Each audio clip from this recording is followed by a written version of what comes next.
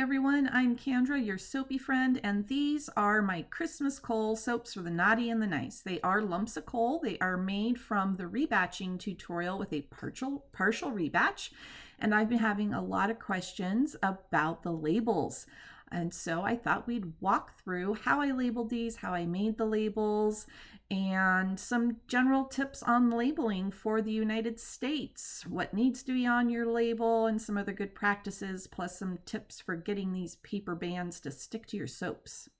Our labels have everything we need for the US to sell soap. We're not making any claims about the soap being a cosmetic in any way. It's soap, it cleans you. So we have Christmas coal soap for the naughty and the nice. So that's all just marketing. It is coal soap. And we have net weight 7 ounces. And we also have that in grams. That is the appropriate size for the US. And we have manufacturing information, which is my website and my location. So that all complies for the United States. And then we have here, which is going to be on the side of our soap, I did put that this is handmade soap. I did not include a full list of ingredients because this is a rebatch. That would have been an excessively long list. But I did say natural oils, essential oils, aloe vera, and activated charcoal. It says handmade with. I did not make it look like an ingredient statement or declaration. It just says handmade with natural oils, essential oils, aloe vera, and activated charcoal. So again, it's more just marketing messaging on the label. And for this year, since I packaged them in Sissel Soap Saver bags, I did put how to use a Sissel Soap Saver bag and what that is. And I print them 4 up. The actual label is 8.5 inches by 2.5 inches. They're printed 4 up on an 8.5 by 11, and it's just a couple of cuts. I chop off a 1/2 inch and then 2.5, 2.5, 2.5, 2.5 with another 1/2 inch here. So I just have you can pick these up at any craft store. It's in the scrapbooking section. It's just a paper cutter. And I'm going to chop off my 1/2 inch. Then I'm going to flip it over just because now I can measure my 2.5 inch. And I usually cut 3 to 4 sheets at a time. It all depends on how thick your paper is. And here's that final 1/2 inch getting chopped off the edge. So this is the only waste on these. And here are the labels. And we can now go get our soap packaged up. Before we look at the soap, I thought I'd just show you real quick what it started at. So this is what was eventually turned into Christmas coal. All these chunks and scraps of soap ends from a year's worth of soap making. I basically melt them all down. There's full instructions and the recipe I used in the tutorial over on soapyfriends.com. It's in the rebatching tutorial. And here you see all those shreds melted down and ready to turn into soap.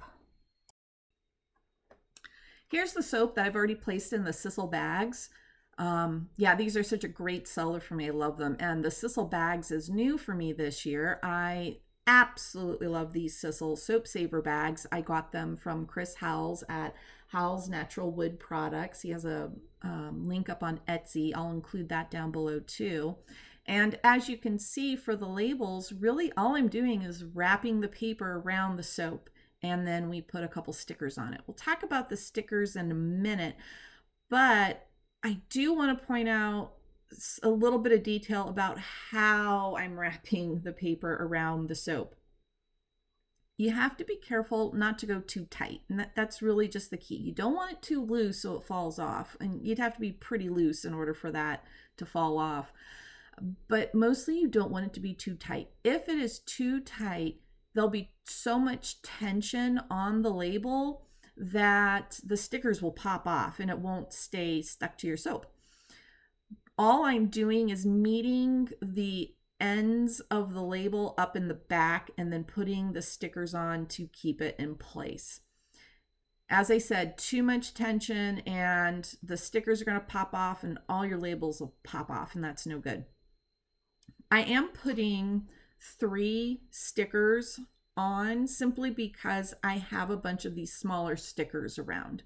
They do make some larger stickers, but they don't work for all of my soaps. So I just get these smaller 1/2-inch ones and put anywhere from 1 to 2 stickers on the soaps that I typically use them for, but which are smaller than these. In this case, I do need the 3 stickers. And yes, I did some little sticker tests to see if I needed 1 sticker, 2 sticker, 3 stickers, and the 3 stickers keeps the labels on snug and tight all around. The way the art's set up, I can just position the front of the label centered, or I could just center the seam down the back of the bar of soap, but that's pretty much it. I just go through, put these on, and then we're ready to go. I hope that helped you get some ideas for labeling your soaps and that those tips were useful. If you would like to learn to rebatch some soap and make some Christmas coal, you can grab the rebatching tutorial over at soapyfriends.com, where you'll learn everything you need to make standard rebatch and a partial rebatch. You get the recipe for the Christmas coal. I also have a free sample lesson to help you understand why you'd want to rebatch your soap. And as you can see, there's lots of video and more great content in that tutorial for you. And don't forget to subscribe here on YouTube for notifications when we have new videos out. And you can also join me in my Facebook group, where we do all sorts of fun natural soap color tutorials each week.